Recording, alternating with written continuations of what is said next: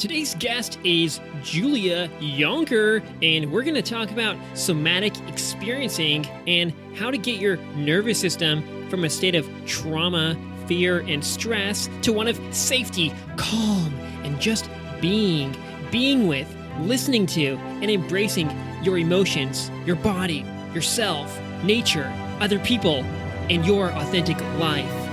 You can keep escaping into action adventure sports, drugs, books, solitude, busyness, work, or whatever, if that's doing it for you. Or you can slow down, relax, and connect with the beautiful world of your body, mind, nature, and other people. It's now time to sit on top of this mountain, touch the water, feel the breeze, and bask in the wisdom of Julia Yanker. So first, take us back to a time in your adventure sports, outdoor journey where you were like, oh my God, this is it. What am I doing? This is not the way out of my trauma. This is not the way forward. I thought it was, but look at me now. So kind of take us to some of these low points, if you will. Yeah, I think that there were a few of them. I know that one of them was certainly my slide for life, as I like to call it, in the Beartooth Mountains when I nearly died just in a ski accident. I was plummeting down the slope and almost hit a rock fin. And after that, and I knew the whole time, I would have all these symptoms of anxiety and nervousness and all kinds of things before doing those sorts of runs. And I knew I shouldn't be doing it. And I was doing it anyway because I didn't want to get left behind and be the odd woman out, right? And so that was one of them. And some others were just the two really scary swims I had with whitewater, where I should never have been on those rivers. As a beginner, I just didn't know what I didn't know. And I ended up in two really scary situations and swimming for my life, where I really thought like, oh, if I don't get out of this water, I'm going to die. And so those were three serious wake-up calls with my adventuring. And then after that, there was just so much more anxiety around a lot of my adventuring. Anytime I'd even go to try to do something fairly easy, I might have a lot of anxiety, and it was really difficult. So I think those are some of the times that stand out in my mind. And we will get to somatic experiencing, but I first want to more richly kind of paint this picture of early Julia, her in her 20s, her in her 30s, but also, you also had this sort of kind of stressful childhood you've mentioned before. I can imagine how it might be stressful, as a lot of childhoods are, as a lot of houses are full of kind of traumatic or chaotic things. You don't need to go too deep into it, but I am kind of curious, what was sort of that early stress that sort of did push you out into Montana, into nature, into these adventure sports, and then ultimately into somatic experiencing? Yeah, I'm so glad you asked, because so many people are like, oh, my childhood was fine. And a lot of people don't understand the difference between big T trauma and that there's also little T trauma. People are like, oh, I'm not a veteran. I wasn't in a natural disaster. I haven't been exposed to extreme violence. I don't have trauma. And that's just not true. What we know now is that you could have little T trauma, which is what I call death by 1,000 paper cuts, right? And so that's kind of what my childhood was like, that I had wonderful parents who worked so hard to take care of the family and raise us, and they're Polish immigrants. And, it's just a hard life coming over from everything that you've ever known. And so the household that I grew up in was just very stressed out, tight with money. And it was just a stressful environment, not to mention that they're Catholic, so they weren't allowed to use birth control. So they ended up with 4 children. And I was definitely not planned and added a lot of stress. I was unwanted, right? And so I could feel that in my childhood. I could feel that I was more of an obligation and less of this cherished being that had been brought into the world because they really so truly wanted me.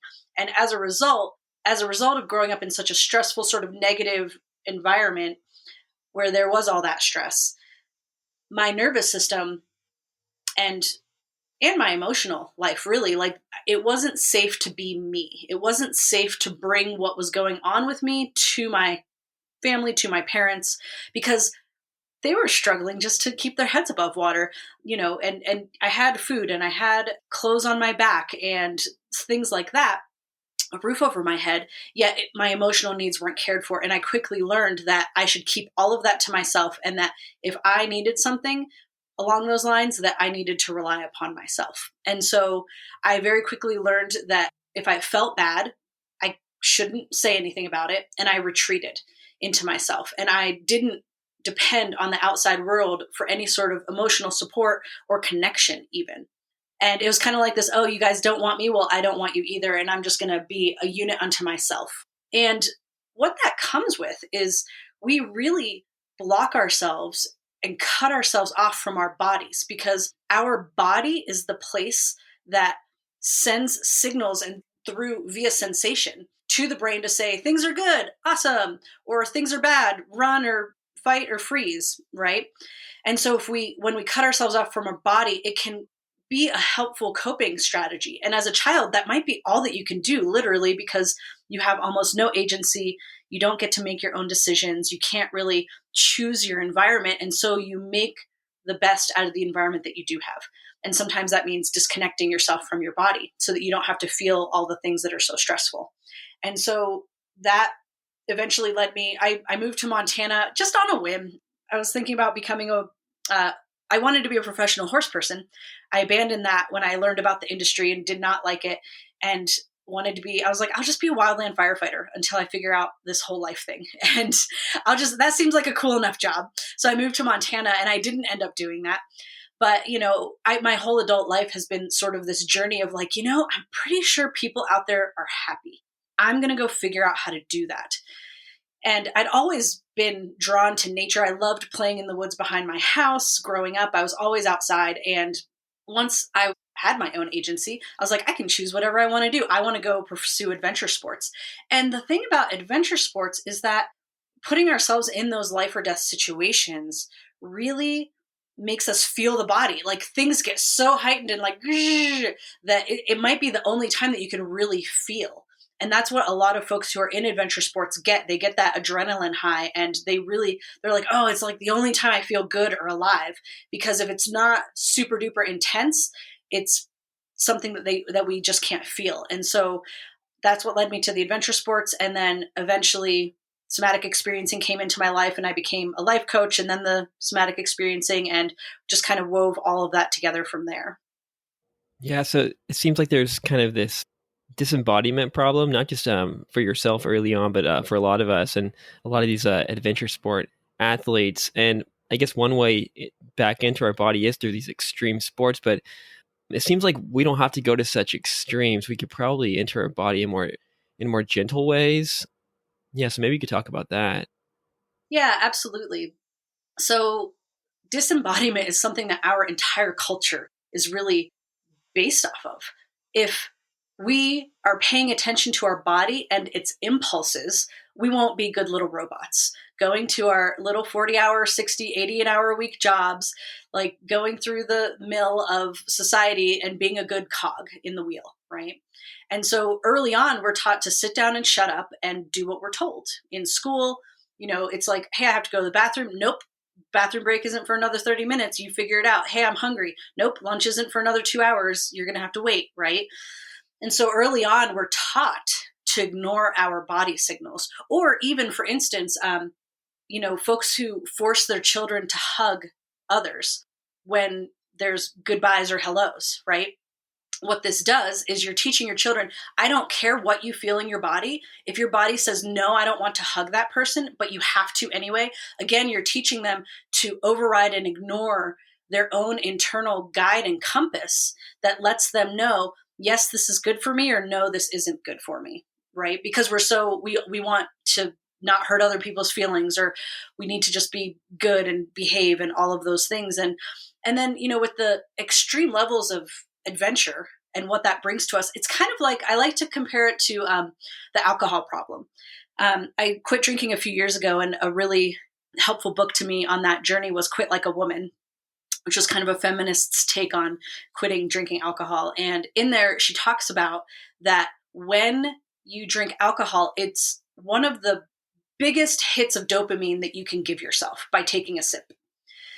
And so when you take a lot of sips of alcohol and you're drinking a lot of alcohol, a drink or 2 or 3 a day, who knows, I don't know what the exact amounts are, but your body is so used to getting the dopamine from that you also get dopamine from seeing a beautiful sunset or a puppy running through the grass or a pretty flower, right? But that dopamine hit is so much smaller than what we get from alcohol that eventually those things stop registering. And the only way we can really notice and receive dopamine is through drinking the alcohol, because we need that much of it, because we've got this tolerance issue, right?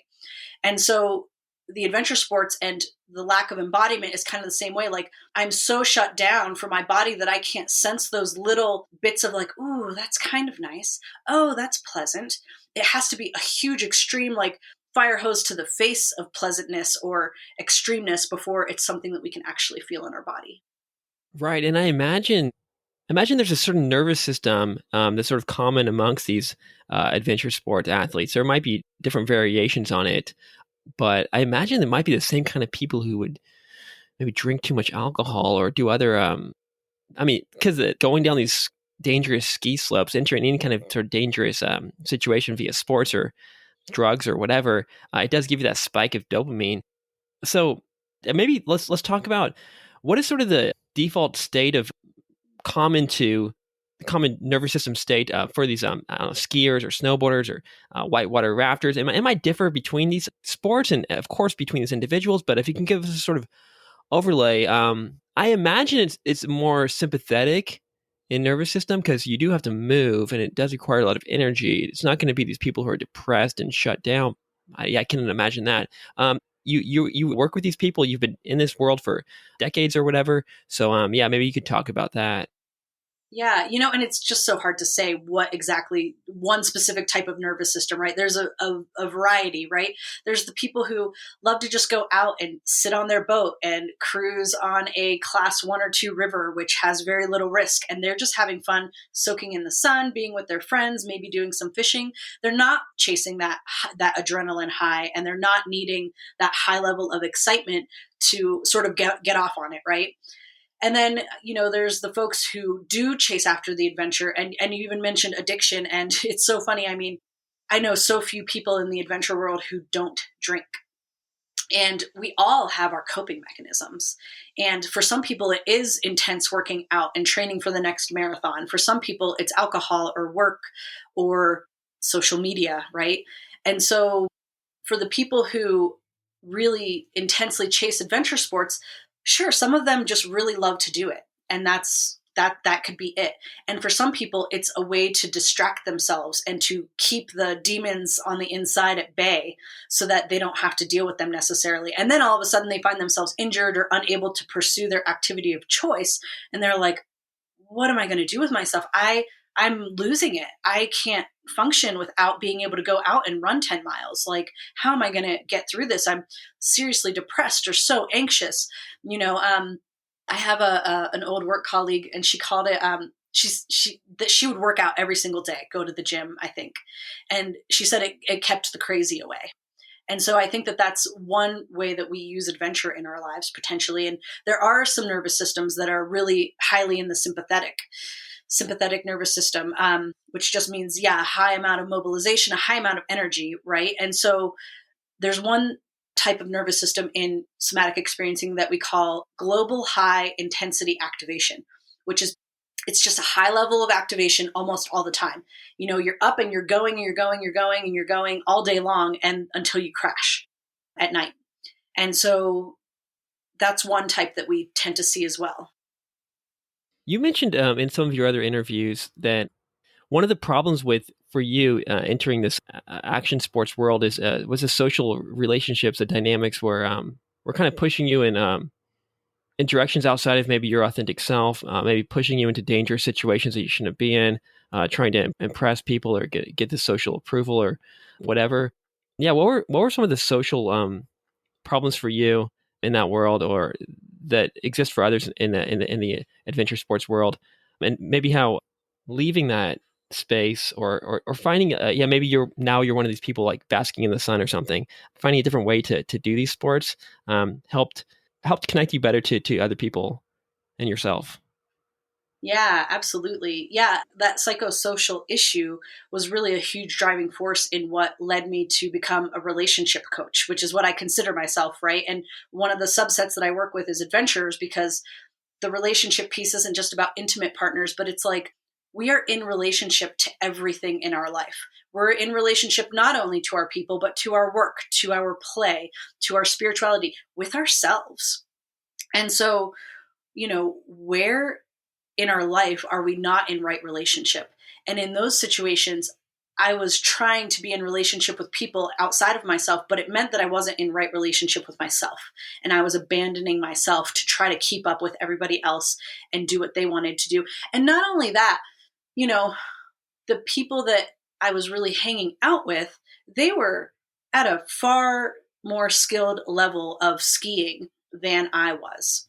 And they all seem to have a much higher tolerance for risk than I do, which very well could be because I have a nervous system that grew up the way it did. And, I just don't have a high tolerance for risk. And so I think that some of the things that can show up as a result is, you're with this group of people who all have a certain skill level, and they're all friends, and you want to be part of that group, but I don't have the skills. And yet I choose to go with them anyway. And that's just a recipe for disaster, right? So when we are getting into a new sport, or we start dating a new partner and they are super into a certain sport, and we decide to follow along with them, and they're like, oh yeah, come do this run, it'll be fine. And they are basically sandbagging you with optimism. They have the best intentions of heart. They're like, oh, you're awesome, I'm sure you can do this. And it's like, this is an expert plus level run, why are you taking me down this, right? And also putting myself with people who were doing the sport and they cared about their own experience and doing the sport. They weren't in care of me. So because of my background with relationships and not ever being truly accepted as a young child and living in a really supportive environment, I literally expected everyone to treat me in that way. And so when I turned into an adult and I had my own agency and I got to choose my own environment, I picked an environment where I surrounded myself with people who also wouldn't be in care of me. And so as a result, I wasn't with people who are like, oh, you don't want to do that run today? That feels stressful. Let's go do something else. It was very much situations of they wanted to do these very difficult things, and I either needed to come or not, which is also fine, right? But there wasn't such explicit conversation about it. And I never felt confident bringing it up. So this is all my stuff, right? Like I could have made completely different decisions, and I didn't have the courage or the skills to know how to talk about it. And so with the childhood that we have, we end up picking friend groups that mimic our family of origin. And if that's not healthy, then the friend groups tend to also not be healthy, and those relationships tend not to be healthy. And then as I've become more aware of all of these dynamics, I've made different choices, and I don't hang out with a lot of the same friends anymore, or at least not as often. And now I have a much more solid relationship with myself, and I know what I do want to do and what I don't want to do. And that challenge then becomes communicating with others and doing that in like a loving and kind and caring way, and being like, gosh, I so love hanging out with you, but that's just not going to work for me. I'll hang back today, and let's go do something a little bit more on my level next time. Or encouraging my husband, for instance, to go do that, right? He has a much higher risk tolerance than I do. And I'm like, you go do whatever you want, babe. And I'm gonna hang back and sit in the sun. You're right, I am a sunbasker now. You totally had me pegged. And so I do still do some, more advanced intermediate level whitewater runs and some skiing and stuff, but it's, not as much that life or death stuff anymore. Yeah, and we're told from all these books and podcasts and everything is you have to be social, and the social connection is number one. But I think there's differences between individuals too. Or maybe I'm just still traumatized or something, and I'm like antisocial. I am social, but when you're talking about that, it reminded me of I just got back from this trip from Hokkaido, which is full of beautiful nature, green everywhere, different shades of green, all these flowers, different kinds of flowers, beautiful clouds. It's just like this great place. And I'm usually someone I'm going to ramble for a minute. I'm usually someone who's like always studying and listening to audiobooks at triple speed and just like, like hustle or whatever with my learning. And then for whatever reason, when I was there, I was so immersed in this beauty of nature. I was like looking at the, all the plants around me and like connecting to them in a weird way that I wasn't even thinking about studying or anything. And I was just like so enamored by this whole and just like actually connecting to the nature. I felt like, whoa, I see you now. You see me. And then weirdly, I mean, I was happy. I was cool with that. I was like kind of reconnecting to a different part of myself. And but then I noticed that like I would bump into and meet random people. They would say hi to me, or I would say hi to them. I wasn't trying to, but like the social connection just sort of naturally happened. Maybe because when you connect to nature, like in this gentle way, or maybe I was traveling. I don't know. But like I met all these random nice people, and I wasn't even trying to. I was just trying to be me in nature. So yeah, talk about how your relationship with nature changed, and maybe how that also changed your human relationships. I have a feeling that you might understand what I'm talking about here. Yeah, I absolutely do. You mentioned that social connection piece, and oh my gosh, if that isn't the biggest complex, chaotic, like wild thing to navigate. So humans are literally wired for connection. We have to be connected to other people. If we're born and we're not connected to other people, we die. Plain and simple. We literally Yeah. cannot take care of ourselves as infants. We have to be connected to our caregivers in order to survive. And so as very small people, our number one goal is survival, and our nervous system learns to do whatever it takes to get what we need from our environment. So hopefully, we're born into wonderful, safe environments, and everything's gravy, and we go along. But if we are born into a chaotic or stressful environment, or even violent, dangerous in some way, we very quickly learn the behaviors that create more danger, like let's say crying.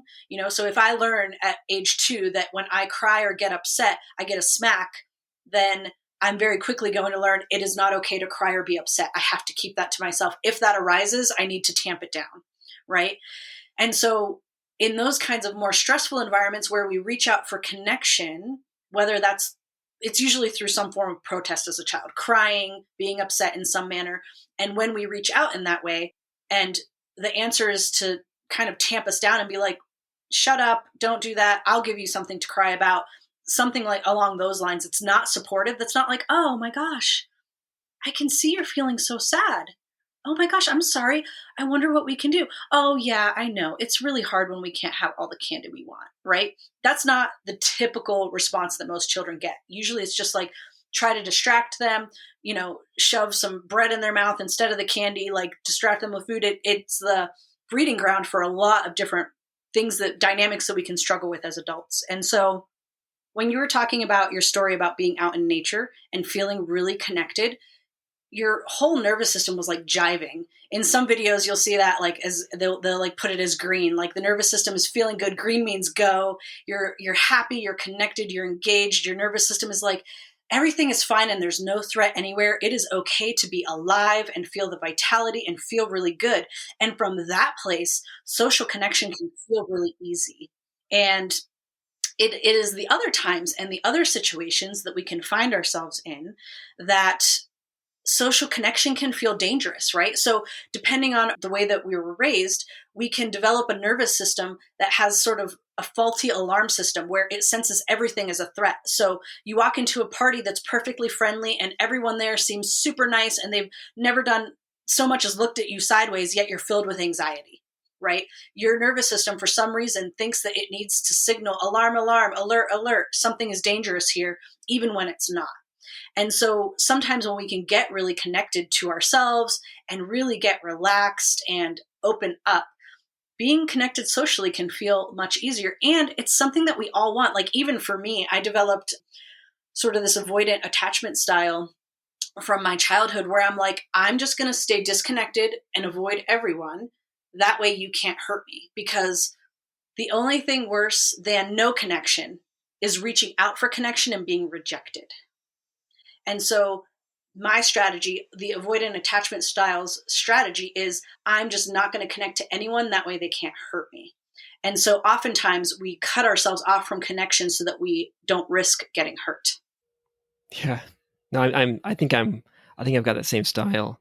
And I do realize I do like social connection. I like connection with all creatures, but yeah, rejection is something I hate even more probably. So I'm like, Yeah. better just to not risk it. And then Yeah. you do notice, because even for example, I'll be like, I'm like, you think you want to be alone? Are you sure, buddy? Look what you're doing. I'll be like going up to plants and be like, hey, buddy, like, dude, you're talking to plants. You need people. Or I'll go to the zoo. I go to the zoo and I'll like get up in the. You normally can't look at animals' eyes. That's dangerous. But there's a cage behind you, so you kind of. I'll just get up in there and like look at the different animals' eyes and see. Oh, some of these animals are. We're looking at each other. Babies, for example, you're not supposed to be like looking at people's babies, but babies be looking at you, and you're like, they've got the most gentle, safe. That is the most beautiful eye contact. It's almost like some kind of yogi or some guru or something. Or and children do it too, but babies are the most. And then adults are like, and then go to big city and no one's making eye contact. There's no connection. So I do. My point here is like I do enjoy that gentle gaze from the baby or from the little I don't know animal in the cage or whatever, or the plant blowing in the wind. But then if it's actual person like my age and we're like in a relationship or we're friends and we trust each other and we're making this beautiful eye contact and smiling and hugging, that's the best. But like if it's hard to get that, maybe all I can get is like, okay, this plant over here that's not going to hurt me, or this animal that's behind a cage, or this baby that's just going to be here for a few minutes, and I probably shouldn't be gazing into his eyes anyway. But I mean, it's like this heavenly place that there's low risk ways to do it. Like just go into nature. Nature's not going to hurt you normally. I guess unless you're doing some of these sports, but that's sort of on you. But yeah, the high risk but high reward one is like actual full blown mature human beings. That's the best, but it's like scary as well. Yeah, it's super scary when we have had bad experiences being connected to people in the past, whether it's in childhood or that 5 year long relationship that you had as an adult. It can really mess with your ability to connect with people, and the good news though is that even if that's the case, it doesn't have to be that way forever, right? As Peter Levine says, trauma is not a lifelong sentence. And so even though I have technically the test says that I have a disorganized attachment style, which simply means that I can be avoidant or anxious depending on who it is that I'm talking to. I think it's a superpower. But, so even though I do show up that way, I also can have secure attachment traits. Like I can actually work towards developing secure attachment, even if I didn't have it. And so for instance, one of the big changes that I'm making in my life is with my friend groups. And as long as I'm surrounding myself with the people who aren't in care of me and are basically making an unsafe environment to be connected, then I'm not going to learn how to be able to be connected, because I'm going to keep trying to connect and being like, oh, ouch, that hurt. They just left me at the top of the mountain and they all skied down and I literally just had a fall and I almost died and nobody even knows what happened, right? I got abandoned again, right? So of course that's going to keep you from connecting and trying. And so when we can realize this and we can start to more consciously pick relationships that are actually safe and feel good and are connecty and are with people who know how to be connecty, then we can slowly develop that capacity to maybe like dare to have like a little bit of eye contact for like a second. And then maybe a week later, we might like stare at them in their eyeballs for 2 seconds. And it's really scary and it might like, but it's also like, oh, that was okay. And that was good. I was talking about this. I run a monthly relationship circle here in Bozeman. And last night we were talking about how can you go from being in that red alarm state to a more green, relaxed state. And part of that is simply clearing your environment of things that are literally red alarm stuff and people, right? And so it's really important to surround ourselves with good folks and then to also consciously expand our tolerance and capacity for that. If you're used to living in the red, and you're used to people saying mean things to you or not very nice things or poking fun at you, and you're not used to hearing like, wow, Julia, you did such a good job there. I am so impressed by your tenacity with this new skiing skill. That is so cool to watch you grow. Like 10 or 15 years ago, I would have been like, oh no, I'm a terrible, no, like I would have like run the other way from that person because it would have felt so uncomfortable. It would be so novel to my system to feel that kind of supportive energy and presence from someone that I would actually shy away from it. In the same way with eye contact, if someone were to stare at me lovingly, gaze at me lovingly, I'd really quickly avert my eyes and like find something else to do and like talk to them with my back turned to them or something, right? And so we can really train ourselves to be able to be in these more secure and connected relationships, and to, because even though we're so afraid of being in relationship and being actually truly intimately connected to others, it's also our deepest desire. So it's like this terrible double-edged sword really at times. Yeah, but there's ways to sort of turn down that fear, that anxiety, that running away. For example, you could just use your imagination. When you're telling me about a story, it reminded me of I had these flashbacks from like kindergarten or elementary school where the teacher was like, "Oh, you're such a good boy," or whatever. I'm like, ah. And even just a memory kind of does warm up my nervous system and turning it green or something. But also, like we talked about alcohol earlier. Yeah, I'm someone who's, I think, my sympathetic nervous system is sort of on overdrive. I'm over energized and stuff. Not right now. I've gotten better, I think, through this podcast, through education, through connecting with people like you. But say, for example, I'll go drinking. I try to avoid it as much as possible these days, and hopefully forever. But every once in a while, I will go out, and I go with this one friend, and he can drink like forever. But I can't. It's like the action sports. Like they're running down these steep slopes, and I can't keep up. And same thing with the drinking sometimes. So I'm like super trash, and when I get really really drunk, I'm like really, all this stuff just gets amplified. I'm like really sensitive to rejection, really too much on overdrive. And then I had this friend, he did this. I remember he's done it a couple times where I'm like all freaking out and I'm running away. I'm like, screw you guys, whatever. And then he'll be like, Michael, look at me. And he's like, he just looks at me, give me a hug. And then I calm down. I'm like, oh, how, Yeah. what? And we can do these things for ourselves too. I can just like breathe, but breathing doesn't quite hit it as hard for me sometimes. But it's supposed to work. What are some?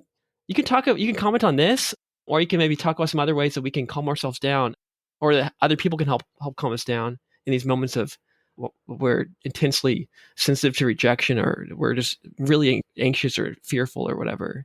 Yeah, absolutely. And that makes so much sense, right? Like what your friend was helping you do is what we call co-regulation, which is where somebody else whose nervous system feels a little bit calmer in the moment and trains your nervous system into that level of calmness, right? And so, I don't know if you've ever seen, someone walk into a room who's extremely agitated and all of a sudden everybody in the room is feeling extremely agitated, right? That the vibe kind of spreads. And so it's a literal thing that happens, kind of like if you have two guitars sitting in the same room and you pluck one string on one guitar, that same string will start to vibrate on the other one.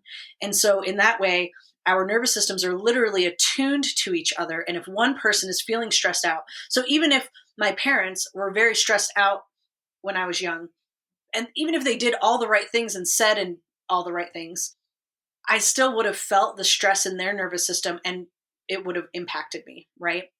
And so that's one reason why it's really important to surround yourself with people who are in a good, calm place. Like, and that's not to say that we shouldn't hang out with people who are anxious or fearful. Like that happens to all of us all the time. But there's a difference between, I think, folks who are like consciously trying to cultivate the garden of their mind into being a pleasant place or a place full of weeds and toxic crap that you actually shouldn't eat from a garden and that sort of thing, right? So, and I love that you said that you could imagine having that secure relationship with someone and that even made you feel better. That's one of the practices that we actually did last night was imagine a time that you were with someone that you felt so connected and so like loved or cherished or protected, just someone that you felt super safe with. And for anyone listening that feels like they have no one like that in their life, even like it could have been some lady at the grocery store who gave you a lollipop when you were 6 years old and then you never saw her again. But for those 5 seconds, she gazed at you so lovingly and handed you that lollipop with so much love that she's always stuck with you, right? It could be someone like that. And if you truly have no one in your history who feels like they were a safe connection for you, you can make one up. It could be your favorite superhero. It could be just a person that you made. It could be Mother Teresa. It could be anyone that you want. And you can have, so that's the magical thing about our brains, is that we can literally imagine being in a plane crash and our heart rate will go up, our breathing will go up, we'll get tense. Or we can imagine hanging out with Mother Teresa and like laying our head in her lap and having her, stroke our hair and say like, you are such an amazing human being. And we feel good. So that's another thing that we can do to practice that more secure attachment, is literally imagining being on the receiving end of love. And if that's really difficult for you, you have your work cut out for you. And it might be a really good idea to go be with a person who's a therapist or a coach, right? Who you are basically paying them for 1 hour a week to be that green nervous system, who is going to create a safe environment for you no matter what, and help you learn what that feels like and the behaviors that go along with that kind of environment. And so using other people to help regulate ourselves, whether it's imaginary or through real hugs and consensual touch of just like, you could even sit on the couch next to each other. That can be really helpful. Yeah, there's a lot of different tools that we can use to help regulate ourselves. I could go through a long list, but Yeah.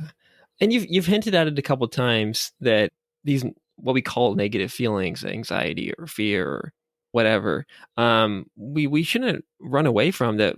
We should maybe embrace. There might be some beauty to it all, or it's just awareness, and maybe it's keeping us safe. Whatever but it's there for a reason, and we don't need to be like, oh, you stupid fear, you stupid anxiety, it shuts you off.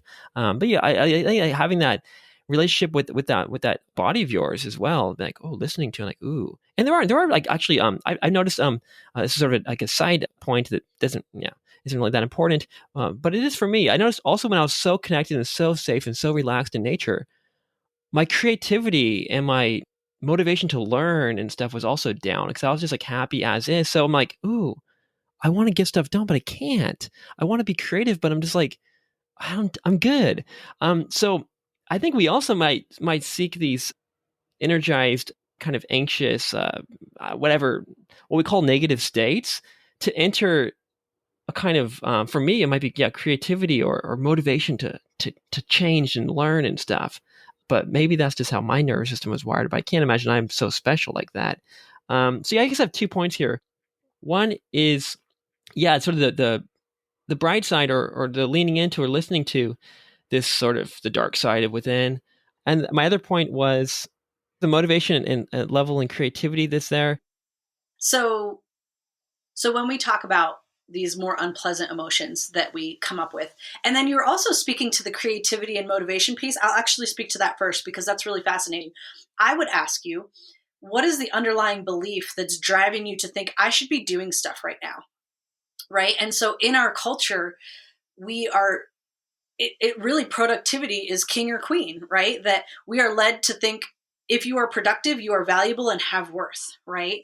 And so we sort of ascribe to this belief, and maybe it's not true. Like, what would it be like to just exist and be in the moment without having to create anything, with just looking around us and being like, oh, this is so nice. I'm just going to bask in it and soak it in. I like to think of myself like dry, crusty old bread sometimes, and like love or nature soup. And I'm just like soaking it all in and being like, oh, this is so nice. Right. I know someone who goes to Africa a lot, and their culture is very different from ours. And he said that he saw this guy walk into the village in the morning, and he sat down and he's just hanging out, just looking around, watching the people go by. Nobody's talking to him. And about 2 hours later, he comes by. Guy is still sitting there, just taking it all in. 3 hours later, he comes by, guy's smoking a cigarette, still just taking it all in. Still nobody talking to him. He's literally just sitting there and being, and happy to be that way, just happy to take it all in. And so we are really, our minds are just sort of poisoned with this thought of like, oh, I have to constantly be doing something. And if I'm not doing something, I should be consuming something. I should be learning and listening to a podcast or something like that, which is perfectly fine if that's really what you want to be doing. But maybe what you wanted to be doing in that moment was just being and taking it all in. And I will offer that as a perfectly valid way to experience life as well. And part of the being piece is being with whatever is there. So when fear or anxiety or these more unpleasant emotional states do arise, most of the problems in our world are because we refuse to be with them and we ignore them or reject it or abandon them the same way that we were with our own, with being socially connected, right? And so it's really our job. Well, it's our job to reparent ourselves. Typically, when you are feeling fearful, anxious, sad, any of those unpleasant emotions, the way that you talk to yourself is likely the way that your caregivers talk to yourself.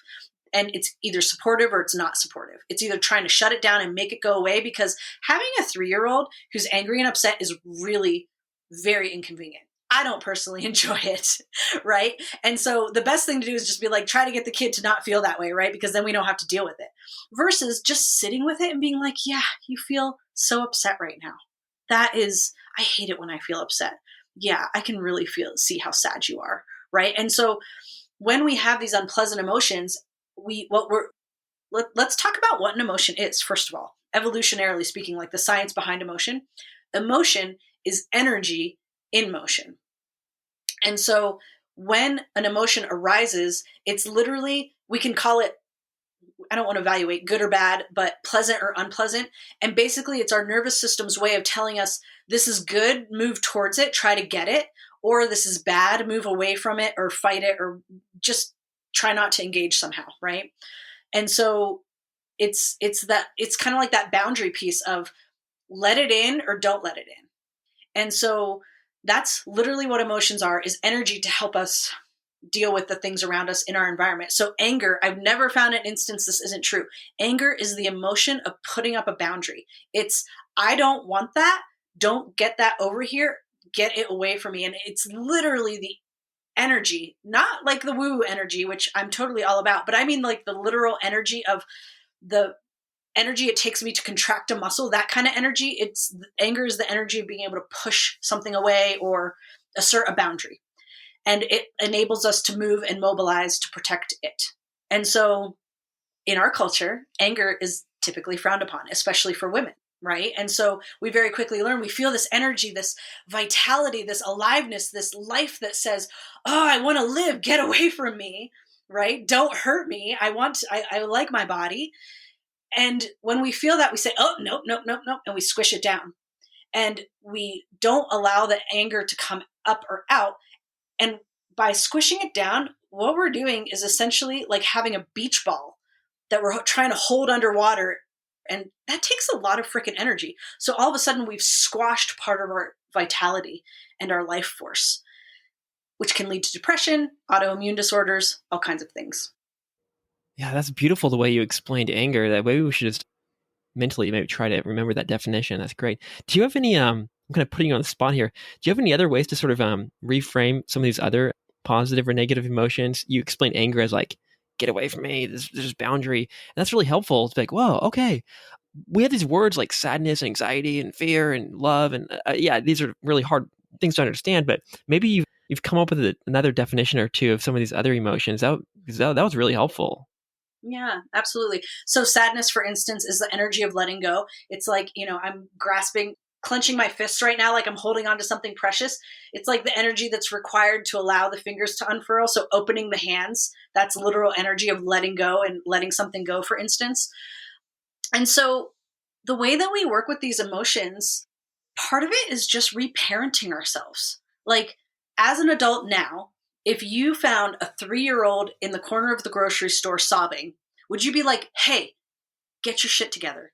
Don't cry. We're going to find your parents. It's going to be fine. No, you're not going to say that. You're going to be like, oh, honey, are you okay? Oh my gosh, you must be so scared. I wonder where your parents, don't worry. We're going to find your parents. Everything's going to be okay. I literally talk to myself that way, sometimes out loud, sometimes just in my head. And it usually involves some sort of self-contact. Like I'll put my hands over like my solar plexus or heart, sometimes over my belly, sometimes around my face, just to help provide that soothing and comfort to myself. Because guess what? I'm an adult now. And whether my parents or your parents did a good job or a bad job or a mediocre job, it doesn't matter. Your life is yours now. And what are you going to do with it? Are you going to keep talking to yourself like you're a piece of crap? Or are you going to talk to yourself in a positive, loving, kind way and be the parent to yourself that you wish that you had always had? And this story that I also heard from my friend from Africa, it's part of the Bwiti spiritual tradition. They talk about how your life is 2 movies. The first movie is written, produced, and directed by your parents. And the second movie is written, produced, and directed by yourself. However, nobody ever really says, hey, the first movie is done. Now you're starting the second movie. You get to do whatever you want.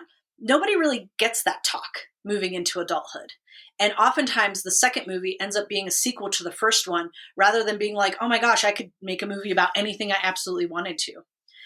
And so, we have this power now to live our lives in a different way. So when you are feeling bad or upset, how would you wish somebody to talk to you, like somebody really nice? So that's one way to work with emotions. And then there's actually this wonderful fellow named Raja Selvam who developed a technique called integral somatic psychology.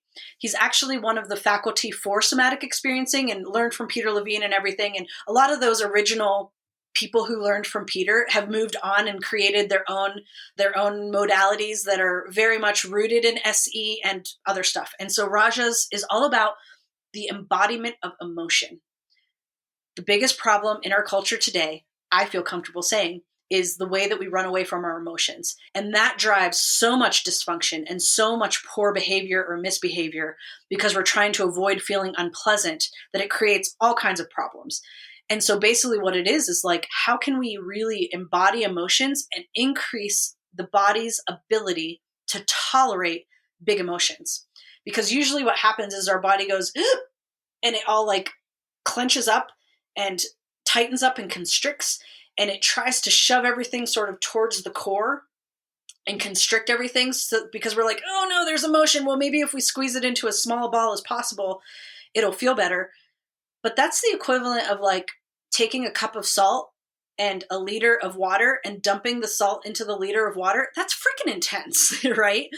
Now, if you can engage the rest of the body in feeling the emotion instead of just, let's say, the head or the throat, that's where I feel a lot of my stuff is in the throat. So if my throat has a liter of volume, if I can entrain the rest of my body to help embody this emotion, it's like taking a cup of salt and pouring it into 100 liters of water. Way less intense, much easier to bear.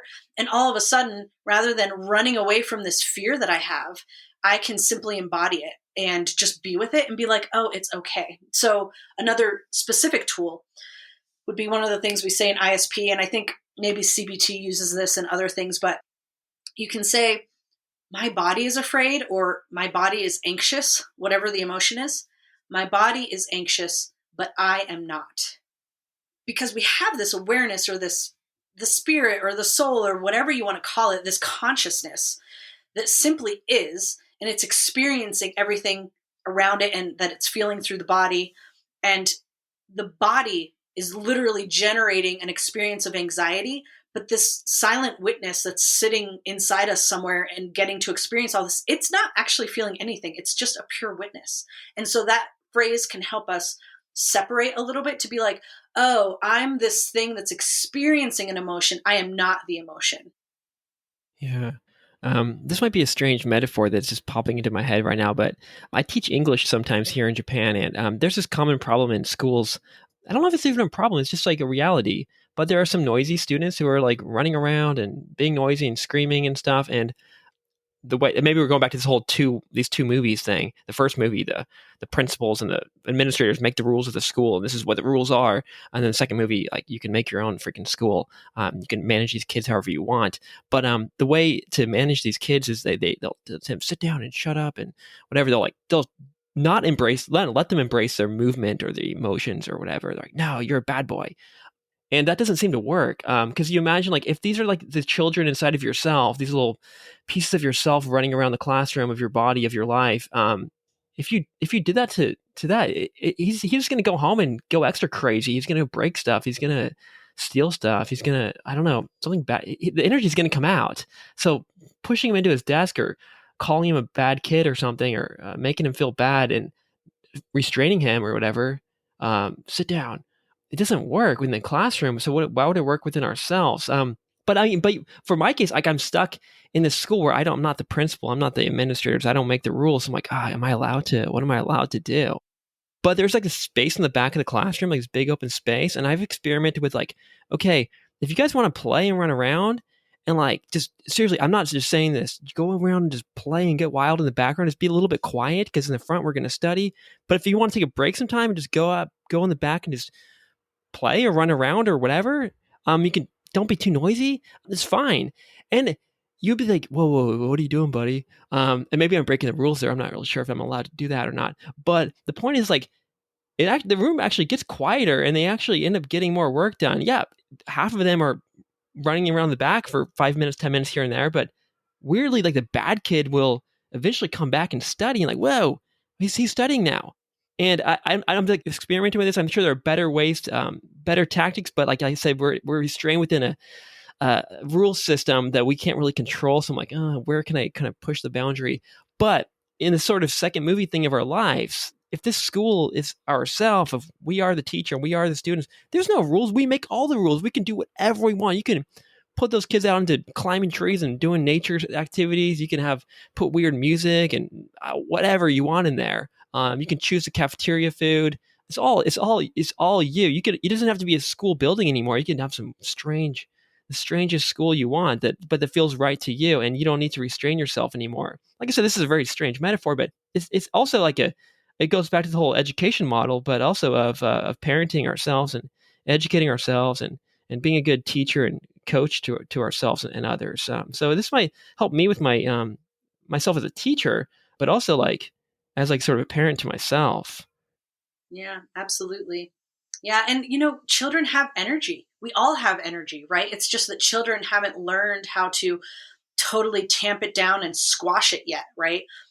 We adults are really good at that. And I think it's to our own detriment in a lot of ways. Sometimes it keeps us safe, right? Like if my boss, which I don't have right now, thank goodness, if my boss pisses me off, it would be a bad idea to like slap him across the face, right? Like it's actually good to go into freeze mode and to not do anything about that, perhaps, right? And I might go and process my emotions around it, my anger or whatnot, because we don't process our emotions to just make them go away. That anger is valid, and my boss does not have the right to come in and whatever he might have said or did, like said that like, wow, you sure are pretty bad at stuff. You're a pretty shitty excuse for a human being, right? Like that's not an okay thing for somebody to say, right? In any context, let alone professional. And no, I shouldn't slap him across the face. However, what I might do is go work with my own emotions of anger around that to be like, wow, that's really not okay. And once I've worked through the emotion so that charge is gone, it's like sending the kid to the back of the room to run around because literally that energy has been dissipated. I don't feel like I need to push or run anymore. Then I can go and have a more measured conversation and more controlled conversation with them where I'm like, hey, you said or did X, Y, and Z. That's not okay for me. And I would like you to not tell me I'm a crappy human being anymore. If you choose to continue doing that, I'm going to need to go find employment somewhere else. Which is very different from being like, So first kind of dissipate that energy somehow. You could, I imagine you could talk to yourself, you can write, you could punch something or do some exercise or push-ups or I don't know, what would you do? What did you do in those situations? So there's two things that I really like to do when I get angry. There's two exercises that are my go-to. One I call the push wall technique. This is something I learned in SE, Somatic Experiencing. And it's basically like I stand with my feet about 1.5 feet from the wall, maybe 2, and I lean against the wall, kind of in lower, like I'm in push-up position, but lowered, so my arms are totally bent and my face is pretty close to the wall. And I feel into the energy of the anger and I feel it in my body.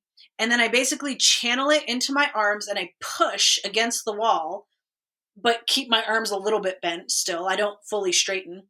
And then I also kind of crouch down and push with my legs so that I'm literally pushing and using the energy of my body, the energy of that anger, and like allowing it an outlet, right? I'm not pushing the person. I'm not doing anything bad, but I am utilizing that energy that wants to make a boundary in a positive way. And typically once I do that, then I will stop and I will just track my body and be like, oh, wow, I feel kind of powerful. I feel like I have agency. I don't feel like a victim. I feel like I could, go and deal with this person, or it just feels lighter and freer typically somehow. I can feel the sense of vitality in my body of like power, right? The other thing that I like to do is that I will, I don't even know what to call it. It's a little bit animalistic. I basically put my hands out in front of me, both of them, like I'm saying stop. And then once they get into that fully extended position, I take them out to the sides all the way in, like, basically I just did a half circle, and then I bring them back in towards my chest and then push out into the stop position again, and then back out into the half circle, extend the arms all the way out to the sides, and then back in towards the chest. And I do that slowly. All of this is very slow. Like when I do the wall push, I will hold it probably for 15, 20, 30 seconds until I feel satisfied. So I track, do I feel satisfied yet? It's not just one quick push and then I'm done. It's like push, right? For a while. And then with the arms thing, I'm also going to just do it really slowly to really feel into, like, get out of my space. This is mine. Get out of here. And then sometimes I will add a little bit of vocalization, like or like rawr, some healthy aggression. And then I also love to stare laser beams out of my eyes, not at the actual person, but when I'm alone with myself, I will stare laser beams out my eyes, go and do the arm pushing thing, and then that just literally clears my space and is like, this is my space, get out of it. Whatever this is, I don't want it here, and like, get out of here. And then typically after I do one of those two things, I feel much better. And like, especially if it's something that I was, just chewing over in my head over and over and over and over again, usually I can let it go after doing something like that. And I found it to be really helpful. And you do feel better. You do actually like it better in the moment of that anger, or like, I was talking about this like creative sort of anxiety or whatever. I do like that. But you mentioned earlier about how is it what about just being out there in nature? What about just being calm in your body? And I'm like, actually, that was kind of nicer. I felt like a normal person, but like, I don't want to be normal, stupid normal people. I want to be smart or whatever. I do enjoy this like kind of frantic energy of studying, getting things done. Right. But then Yes. my perspective though, from that side of like out there in nature and just being, I was like, dude, you're not getting anything done. What are you doing? You're just running around in circles. Like, no one cares how many books you read or podcasts you Yes. make or whatever. It doesn't freaking matter. What are you doing? Like, calm down, buddy. Just look at all. But this time when I'm like in my head and in my books or whatever, I'm disconnected from the world out there. Like, I'm like, that's like not there. I don't see the trees. I don't see the clouds. I don't see the people really. I'm not making eye contact with anything. So it's like, well, Right. you're going to be missing out on some sliver, large slivers, pieces of reality, regardless. So what do you want to experience? I'm like, oh, actually, this real world is pretty sweet. I like this inner stuff, but this is. I mean, I should not neglect this too much, and maybe I am happier out here. And we're kind of backtracking on an earlier point, but it does connect with all of this of like just being in your body and being in the world is. Maybe it's enough. Maybe it's enough. Right. Well, and it's so interesting you mentioned that because you asked me about nervous states earlier, nervous system states, right? Like, what are the different types of nervous systems that do adventure? But with this, what you're describing is a really common nervous system pattern or strategy for survival and for keeping ourselves well, which is somewhere along the way, you might have learned, or I know that I have done this before and have been like this. I learned somewhere along the way that I can keep myself safe by always doing something, always staying moving, and always taking something in or consuming something. Part of that, like, oh my gosh, so my primary addiction, oh, the shame of it, is novels and reading. And I will abandon the rest of my life and just read. I will be like, I don't care what my work commitments are. I don't care who's counting on me. Maybe it's not quite that bad, but it's close, right? But me too. I got it too.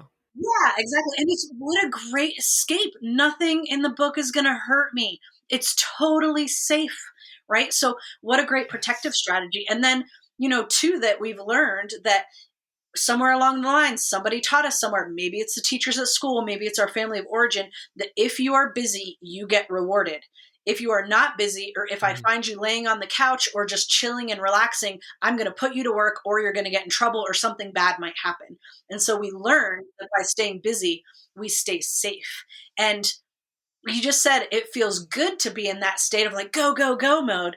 Well, of course it does, because it's what your nervous system is used to.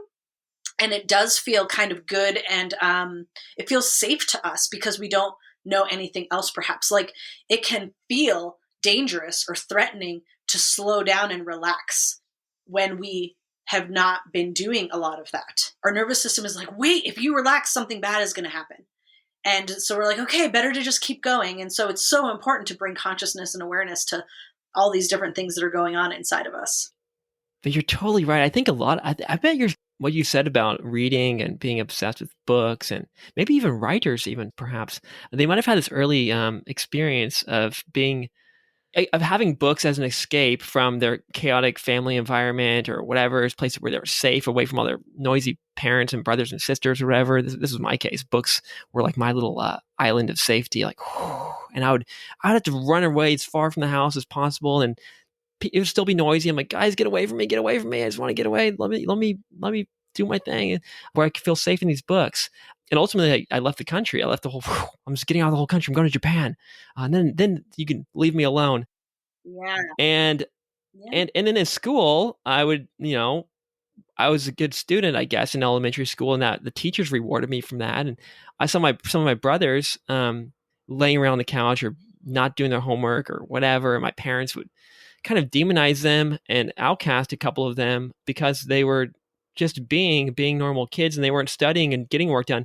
But my sort of ticket into my parents' acceptance, at least slightly so, they weren't at least bashing me, is I felt like I was kind of one of the good kids because I got good grades, and because and then that the reading kind of fed into that, because the reading was not only my island of safety, sort of escape into myself or whatever, away from all that chaos, but also it was seen as a good thing. Oh, you're reading's good. Oh, it helps you study. And it's all this loop of, and now look at me, I'm just like obsessed or addicted to it because it's what worked. Maybe this is, there's a lady I interviewed a couple times too, Loretta Bruning. She's an author. She's written a bunch of books, amazing books. She had a kind of similar experience of reading and writing as a kid. And wow. There's two things that they say happen when kids are raised in stressful or chaotic environments, or just, we can even just call that as a stressful environment, Michael, that if you couldn't just relax and be, and your parents would get on you and be like, you're lazy, like that is stressful to a child, right? So when we're saying stress, it doesn't have to be crazy stressful. It could just be a little bit stressful. It could just mean you were not free to be who you were and show up as you were. You had to do a certain thing, right? And so when we are raised in those kinds of environments, there are one of two things that tends to happen. We either become really spiritual and kind of leave this grounded world and like more go off into the realm of the sort of woo-woo, airy-fairiness of life and just stop really interacting with the more earthly realm. Or we can get really intellectual and we go into the sciences and we get lost in the data and lost in all of the books and everything like that. We could be a mixture of both, right?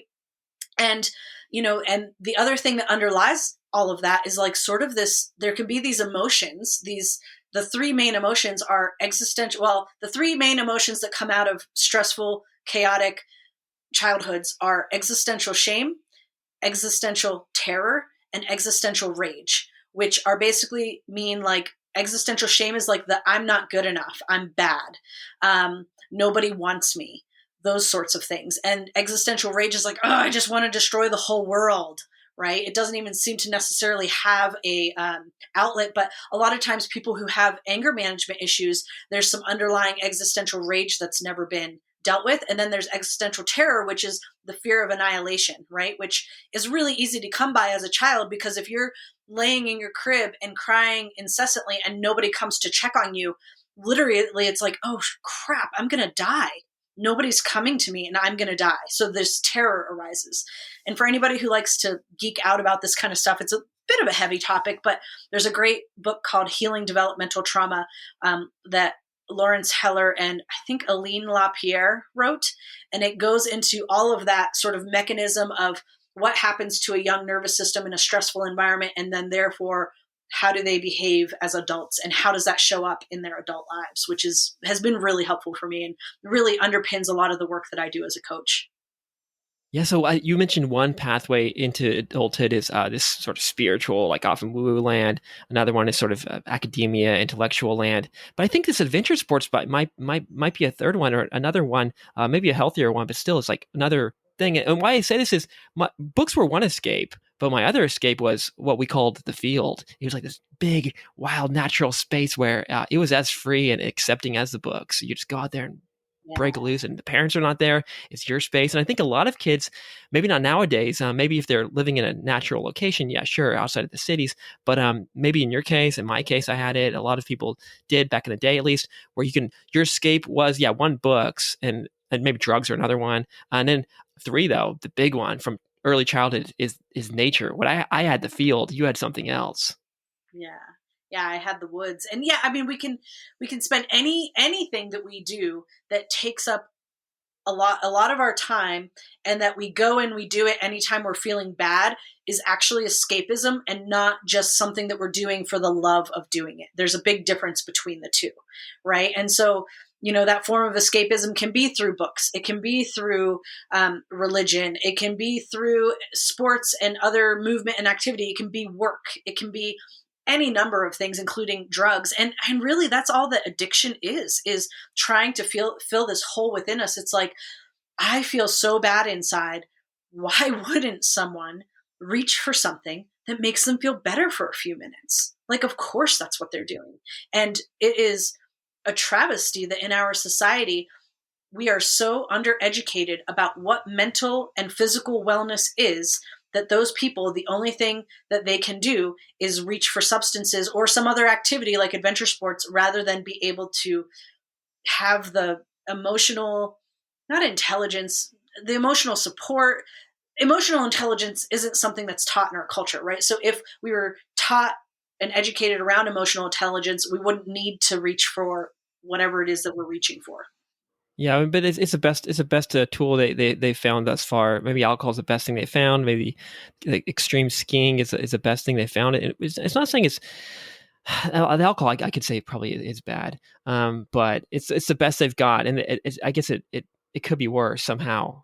But if there's more education on what's out there and how they can maybe find an even better place for themselves, where they're like really authentically themselves and happy and stuff, and healthy and socially connected and engaged with the world and everything. I think that people would definitely take that, and they wouldn't maybe need these addictions. But we're not really taught. We're not really aware of what's. We're starting to. I think it's becoming more and more out there, but still, people are just kind of lost off on their own. Like, yeah, you handle yourself, and people just end up going to what worked in the past. Yeah. Yeah, it's wild. I think one of my other favorite books is The Myth of Normal by Dr. Gabor Mate, which really describes this whole phenomenon so well, like what's going on in society. Why are we seeing such huge upticks in physical disease and illness, and also mental illness? And it can all be boiled down to the way that our society is set out today. And it just is not, we're not meant to live in this environment. We are living in a toxic environment. Of course, we're getting sick. Like, it makes so much sense.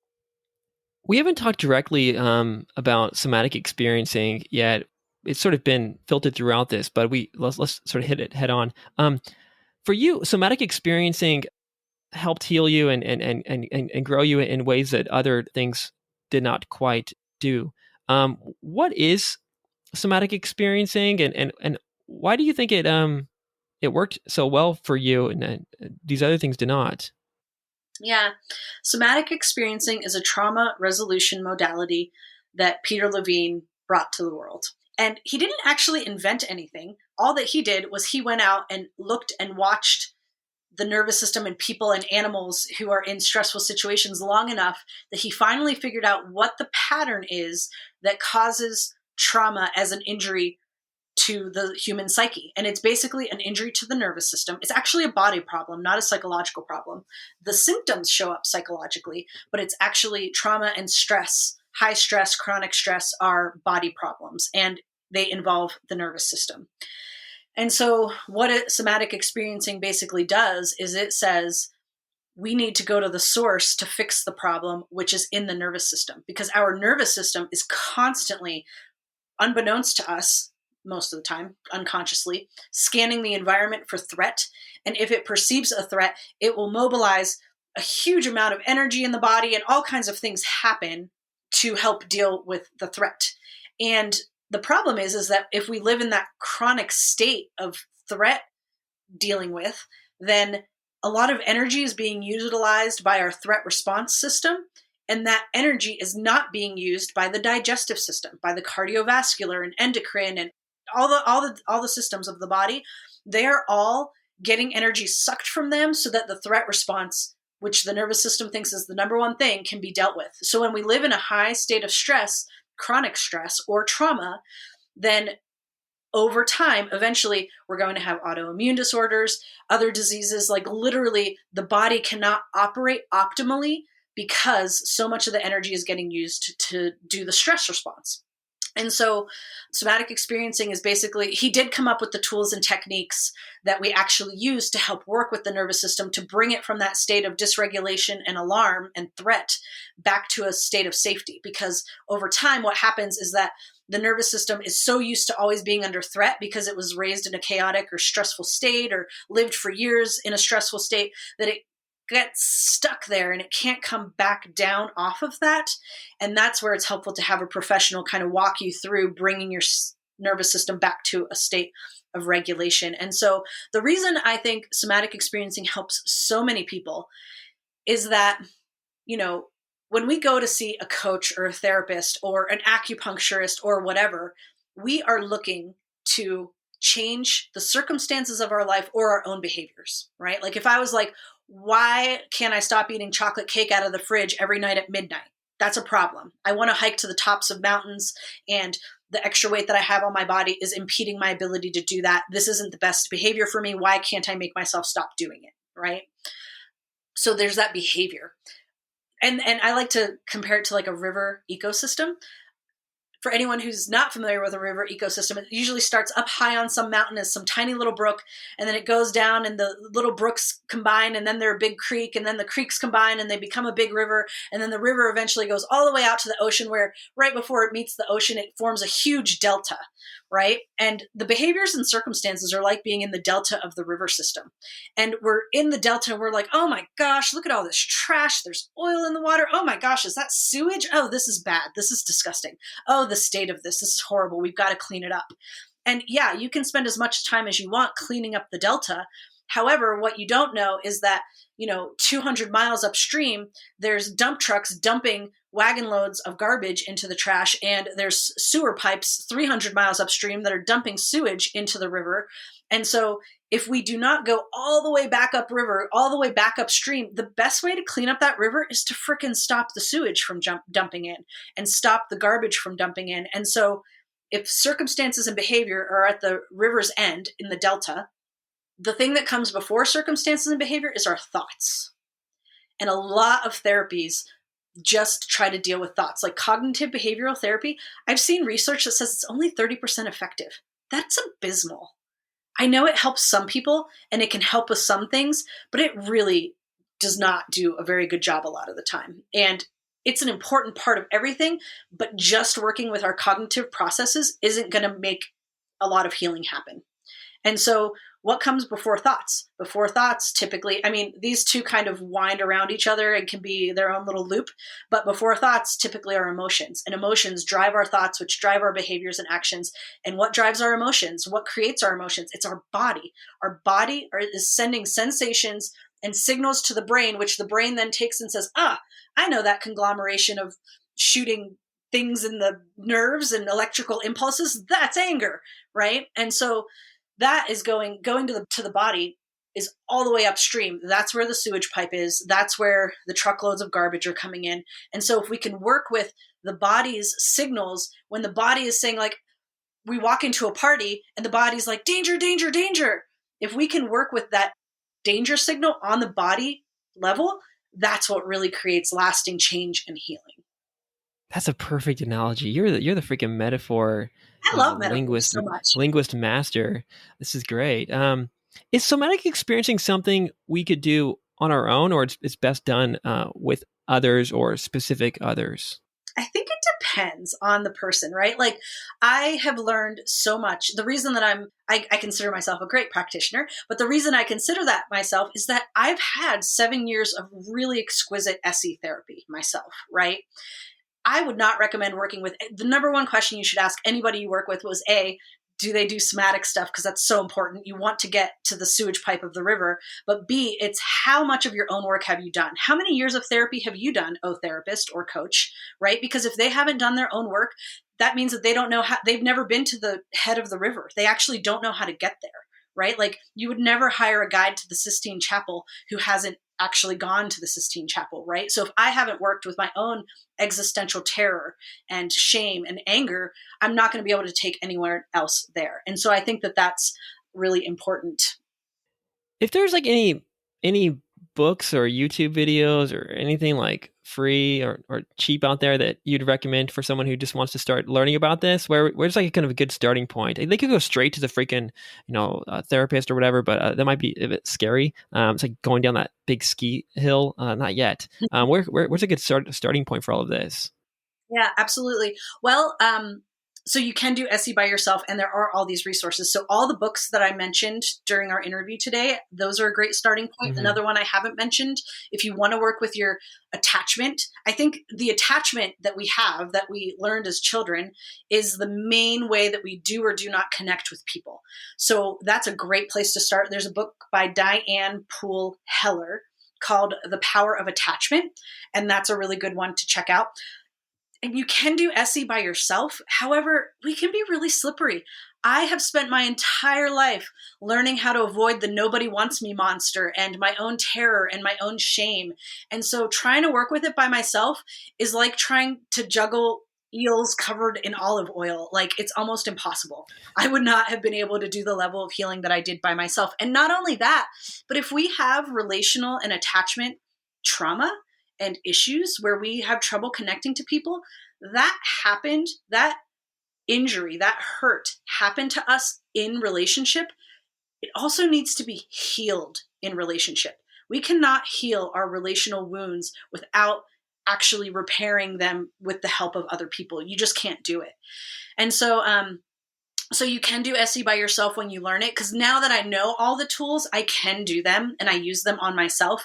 And it's really helpful to have other people around you to help you get started. But you can also find support groups, like for some people, it's not accessible or it's kind of scary to think about starting coaching or therapy with someone.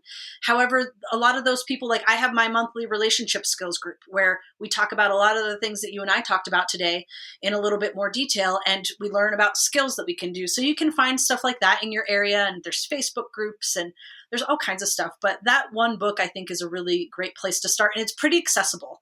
It has a lot of great exercises to do in it. So that's a good place to start. Yeah. And if people want to connect with you or learn from your stuff or do some work with you or whatever, yeah, where can they go? Yeah, they can go to my website. It's just www.juliayanker.com, but it's spelled like Yanker. And I do a 30-minute complimentary exploratory call so that folks can see if they're a good fit with me, and I can hear a little bit about what their goals are and let them know if I think that that's something that I can help them with. They can connect with me on Facebook, and I'm also on Instagram, and I like to make content that kind of touches on a lot of these different topics. So, yeah. Awesome. Well, this is a nice conversation today. I'm glad I went to Hokkaido, all that nature before this, because it's a sort of perfect sort of backdrop in my mind to help me understand. Because before that, I had not really, in a long time, understood that side of life, and I'm like, whoa, Yeah. It's like God or something. I don't believe in God, but that maybe there's some sort of God out there that's sort of like, hey, you need this in order to understand this, to connect with Julia. So that was nice. Yeah, thank you so much, Julia. I hope we can keep this conversation going sometime. Yeah, absolutely. Thank you so much for having me, Michael. This was a pleasure.